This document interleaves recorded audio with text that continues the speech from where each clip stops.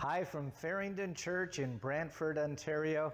Thanks for clicking us. I'm Pastor Mike Rattee with a message today called Heart Health from Proverbs 4:23.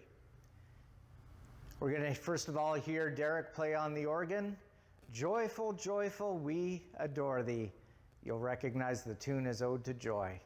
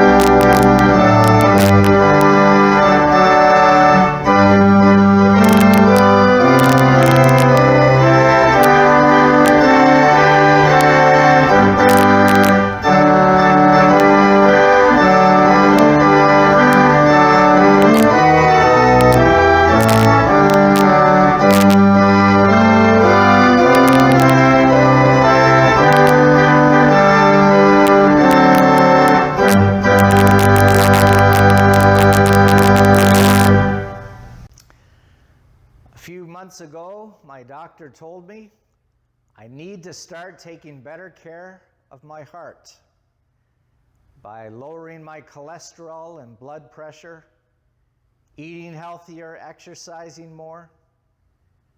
She said, "You've only got one heart. You better take good care of it." And I had a choice to make. I could follow that advice or ignore it. In my 20s and 30s, I'm sure I would have ignored it. Heart problems? That's for old people, in their 60s and 70s. When we're young, we think we're invincible. Like we can just live however we want and get away with it. Not so, says science. And not so, says God. You've only got one heart. You better take good care of it. How's your heart today? Now, I'm not talking about our physical hearts, as vital as that is. I want us to think about our spiritual hearts. That part within us that controls our values. It's where our character lies. Our thoughts, our emotions, our will, they're all seated in what we would call a spiritual heart. Now, we use that term, heart, figuratively all the time in everyday language. We call a criminal heartless. Of course, he's got a physical heart, but he's got no spiritual heart, no care to be able to do what he did. Someone who's very generous, we say, "Oh, she's got a heart of gold." Well, of course, that's impossible physically, but we know what we mean. Spiritually, she's got a rich and deep and good heart. You have a deep conversation with a friend about a very important topic. What do we call that? A heart to heart. It's like our hearts were connecting. That is, we were spiritually in tune. And this is the part of us that God says, above all else, we need to guard. We need to protect. Proverbs 4:23 says, "Guard your heart above all else, for it controls the outcome of your life." Our present and our future is controlled by our spiritual heart. So we better guard it or take good care of it. If we don't, somehow we think we're an exception to what God says, we will pay for it in some very drastic ways. A lady found a little baby raccoon in her backyard. Somehow it gotten separated from its family. And she decided to take it in and adopt it as a pet. She called him Rocky. And she goes to the vet and asks, well, what do I feed my little Rocky? And the vet says, get rid of it. Raccoons are not pets. They're actually very dangerous. And the lady said, not my little Rocky.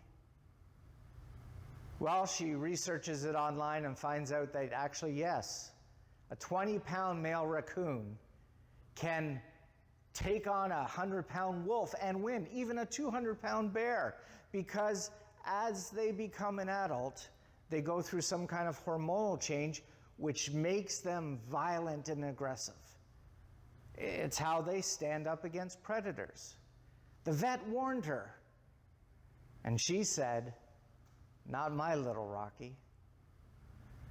Well, the story sadly ends when 14 months later, the lady's in hospital, needing over 100 stitches, major plastic surgery to her face, because she just wanted to hug little Rocky one day.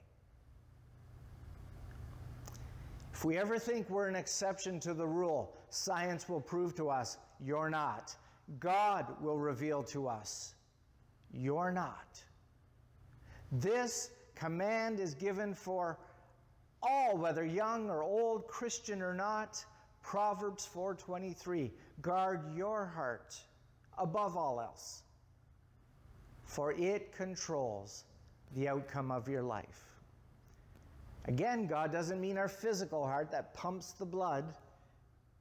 He means our spiritual heart. And in hundreds of Bible passages, God talks about that heart being most important.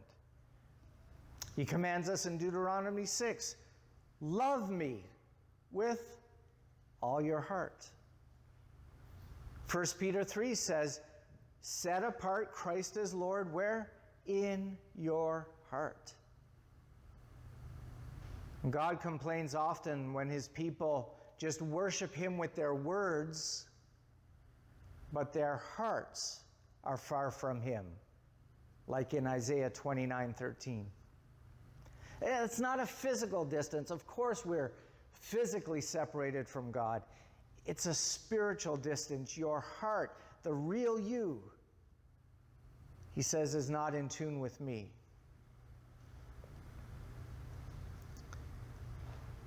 The condition of our heart today determines tomorrow how we'll be, and following all the way into eternity. That's why, above all else, we need to guard it, protect it, make sure it's healthy. Again, I ask, how's your heart today? It's not a question we get asked much. How's my heart? But it's one we need to consider. How's your core? How's the real you? How are you doing inside? There are a lot of things we monitor that we're aware of. We monitor our bank accounts, our investments. Sports fans monitor how their team's doing and their favorite players, their stats. We even monitor the air pressure in our tires. But do we monitor our hearts to make sure they're healthy? That's my call today. Now, some of you know how your heart's doing. You can easily say, my heart's not good. I've got a hurting heart. And I get that, because life throws at us all kinds of twists and turns and hurts and losses. You lose your job, you lose income, you lose health, you lose a friendship. This hurts. Even the death of a pet can hurt us so deeply that we just say, my heart, it aches, it hurts. And then occasionally we have to face the worst hurt possible. The death of our child, or our spouse, or the betrayal of someone who we trusted. And when that happens, we say, my heart's broken. It actually feels broken inside. Oh, this thing's still ticking. But my core, the real me, is just ripped apart. And what do? We try and dull that ache with pills, pot, drink, gambling, other activities, whatever we can. And none of it works. Physical props can't cure a hurting heart. Things we put into our bodies can't touch where we really hurt. Spiritual problems require spiritual solutions. Guard your heart above all else, for it controls the outcome of your life.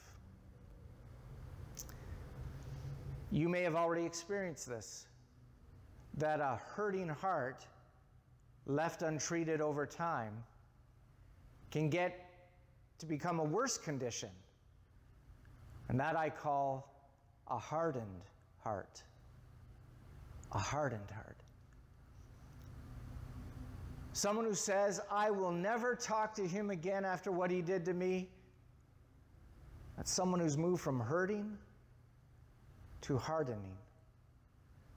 I'll never let her into my life again. I'll never trust another person. Hurting has led to hardening. And I understand we close ourselves off. It's a self-defense mechanism. Who of us wants to be hurt again? No one. But in doing so, we damage our spiritual hearts. We harden them. Now, you may have heard the medical term sclerosis. When our physical hearts harden, the arteries that once were soft and pliable, they get hard. And in fact, they shrink because plaque and junk gets in there. It is the sign we're in big trouble. We're heading for a heart attack. Sclerosis. I knew a man in his 70s who worked hard all his adult life. Monday to Friday, he worked 10 hours at his job. Saturdays, worked home around the house, fixing it up. Sundays, busy at church, then helping his neighbors with their housing projects. Just always on the go. And he was trim, and he didn't smoke, and I just always thought he was healthy until I didn't see him at church for, about 5 Sundays in a row. And I called to inquire, how are you? And I could hear it in his voice. He was tired. And even talking on the phone, he was gasping for air, and he told me that over time, little chores like walking up steps were getting harder and harder. So he went to his doctor and did all the tests, and the results came back, sclerosis. Those arteries have gotten hard and started to shrink. In fact, the doctor said you need immediate bypass surgery or you may not have next week to live. Hardening of our hearts physically and spiritually, it's a critical condition. God says, guard your heart, protect it. Above all else, make sure it's healthy, for it controls your today and your tomorrow and your forever. What's the solution? Well, God says, come to me, and I will soften your heart. I will fix whatever's wrong so that it can beat again like it's supposed to beat. He said this over and over in the Old Testament. One example is Ezekiel 36. He says, come to me. I'll take out your heart of stone, your hardened heart, and I'll replace it with a new heart, a heart of flesh. The great physician, the one who made your heart and knows your heart, is the only one who can fix what's wrong there, who can take the hurt, take the hardening, and give you a heart that feels his joy, his peace, and flows with his love. But it starts with the truth of admitting, God, I need you today. You see my heart, and I need you to change it. Change my heart, O God. Make it ever true. Change my heart, O God. May it be like you. You'll hear that sung in just a few moments. Dr. Oz, years ago, had on his TV show what he called the Truth Tube. People who wanted to change their health for the better, they would step into this tube, and it would light up with all of their vital signs: their height, their weight, their age, their blood pressure, their body fat percentage, their cholesterol level, all the things we try and hide from each other. He was onto something. Unless we admit the truth of where we are, including what's wrong, we'll never change. As long as we just pretend, I'm good, we'll never get out of our unhealthy habits and our unhealthy state. You've only got one heart. You better take good care of it. And that starts with admitting where you need help today. You know, something that leads to hardening of heart is unconfessed sin. David experienced this and writes about it in Psalm 32. I'm sure you've heard of David's infamous sins. He committed adultery with Bathsheba. She was married, he was married, he didn't care. And then to cover that up, he arranged for a hit on her husband, sent him into battle so he would die. And David thought he'd covered up his sin. But every day when he looked in the mirror, it was still there.